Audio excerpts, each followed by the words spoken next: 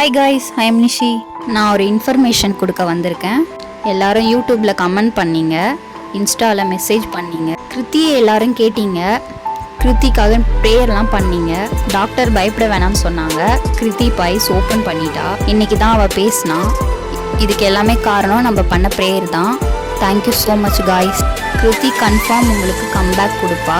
எல்லாரும் எதனால் health problem சொல்லி கேட்டிங்க, அது கிருத்தியே வந்து உங்ககிட்ட சொல்லுவா. நாங்களே பயந்துட்டு தான் இருந்தோம், அவளுக்கு எதனா ஆயிடுமோன்னு சொல்லி. இப்போ தான் ஆனால் நிம்மதியாக இருக்குது. டாக்டர் எங்களை பயப்பட வேணாம்னு சொல்லிட்டாங்க. நம்ம ப்ரேயர் இல்லைன்னா கிருத்தி கண்டிப்பாக நம்மளுக்கு ரிட்டன் கிடச்சிருக்க மாட்டாள். ஆனால் நான் உங்களுக்கு எப்படி தேங்க்ஸ் சொல்லணும்னு தெரியல. நம்ம பண்ண ப்ரேயர் தான் இதுக்கு காரணம். Thank you so much. 2 வீக்காக அவள் ஹாஸ்பிட்டலில் தான் இருந்தா.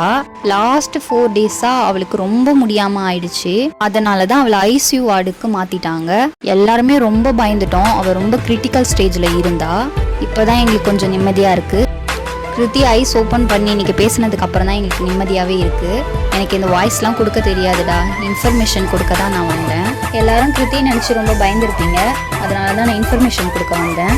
கிருத்திக்காண்டி மறுபடியும் நம்ம ப்ரேயர் பண்ணிக்கலாம். அவன் நல்லபடியாக குணமாகி வரணும்னு சொல்லி. Okay guys, thank you so much for your prayer. உங்கள் ஹெல்த்தையும் நல்லா பார்த்துக்கோங்க. பாய்.